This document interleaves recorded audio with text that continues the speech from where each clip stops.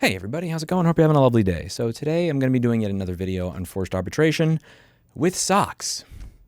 Socks. I'll be honest with you, it's not the forced arbitration that I really want to focus here. Focusing on forced arbitration is really important in cases where you have a product that is expensive, that has the ability to hurt you, that again, you buy a $3,000 laptop, a $1,500 smartphone, and it dies 1 month outside the warranty period because of a known design defect. This is something that can really harm you. When we're talking about socks, we're not talking about a large-scale data breach here. We're not talking about you are out $800. It sucks. So why does it matter? The reason that it matters is because of the, in my opinion, very rapey way many companies go about dealing with forced arbitration and putting that into their agreements nowadays. One of the things I went over with Roku recently is that they had a forced arbitration agreement that worked in a very interesting way, whereby they sent you this forced arbitration agreement, and when they sent it to you, you could no longer use your television. One of the things you'll note here is there's no disagree button, and more importantly, if you didn't agree to these forced arbitration terms, you couldn't click the source button on your remote and actually change over to an HDMI source. You had to accept the terms, or the product that you already paid for will no longer work. Blizzard did something very similar recently when they demanded people agree to forced arbitration terms, which I went over in this video. There was a gentleman that wanted to get rid of the payment method in his account and stop paying them, and it was actually quite difficult for him to do that, or even be able to access his own support ticket because he could not log into his account until he agreed to the new terms. New terms, account I paid for before agreeing to the terms, can't access it. But apparently that's okay. Now, this is kind of offensive for a different reason. Again, to be clear, we're talking about socks here. Again, I just don't imagine most of you are going to be filing disputes on socks, but it's the point of the matter. Now, the part that I find interesting here is not the must be resolved through arbitration rather in court.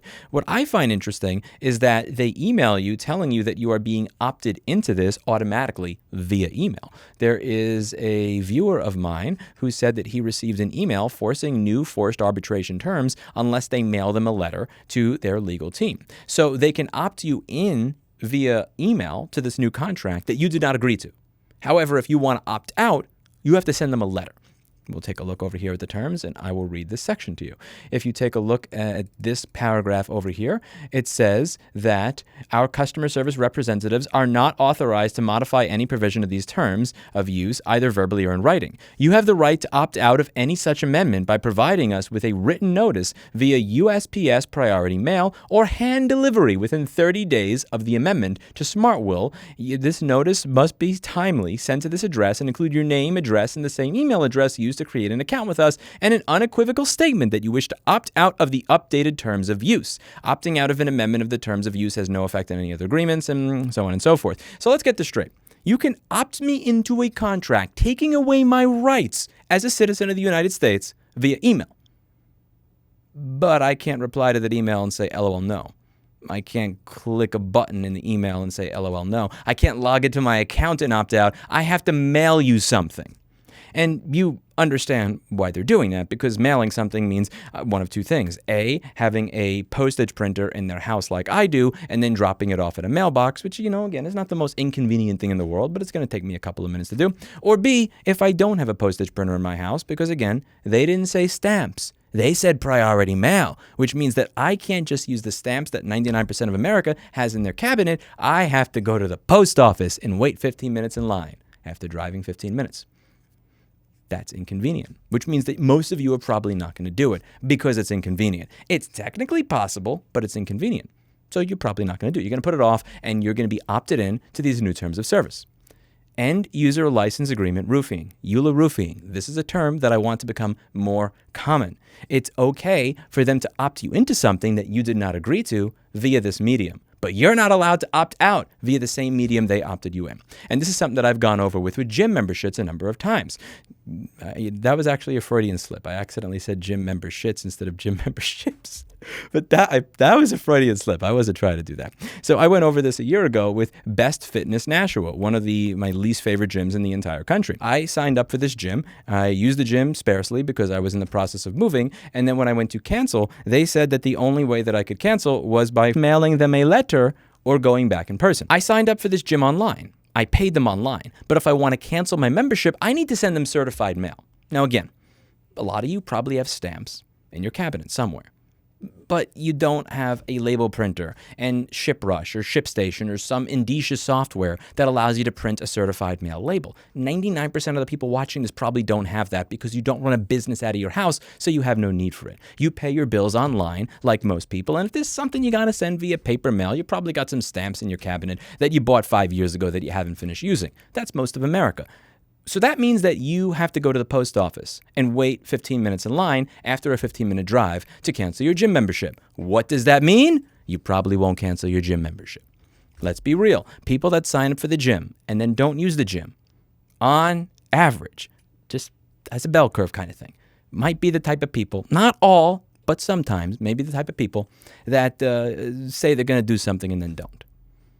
This is the group of people that's going to say, I'll remember to go to the post office so I don't get charged $30 a month, and put it off because people have busy lives. They work 8 to 10 hours a day. They work 2 jobs. They work and they go to school. They have family, kids, and friends. They have other shit to do than waste a half hour at the post office because you rapey fucks allow me to give you money via your website, but not cancel via your website. And LA Fitness does the exact same thing. It's not just scammy gyms like Best Fitness Nashua that do this shit. You'll get this from LA Fitness as well. You want to sign up? We can have you do that on our website in 90 seconds or less. God forbid you want to cancel. Oh, you moved? You're going to have to travel 90 miles to the original location. You're going to have to certified mail this to us, not just no. It's a disgusting practice of complete disrespect for your customers.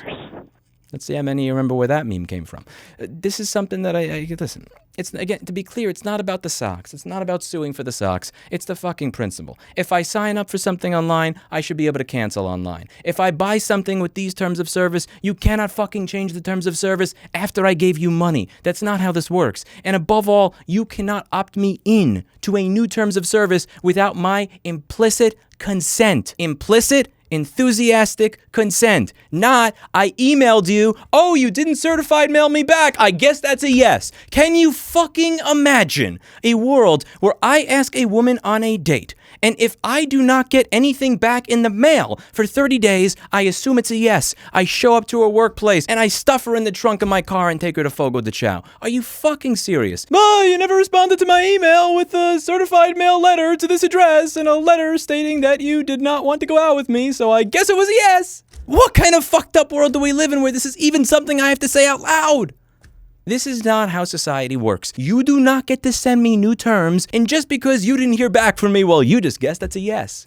That's why I use the word rapist mentality, because that's how rapists think. That's how rapists act. That's what rapists do. And if you take part in this type of shit for any of these companies, in my opinion, you have the mentality of a rapist, and you deserve and have earned all of your customers leaving you. Let me know what you think in the comments down below. That's it for today, and as always, I hope you learned something. These are a group of people that I would not be buying my socks from. I'll see you in the next video. Bye now. You know, again, you got these people on YouTube nowadays that'll tell you, I don't know, like Tommy John's and all the other shit that'll like try to shill you underwear that costs a lot of money. I guess I can cross that off the list of people that I could expect to have as sponsors too. The anti-sponsor, the sock that you shouldn't buy, by Louis Rossman. See you next time.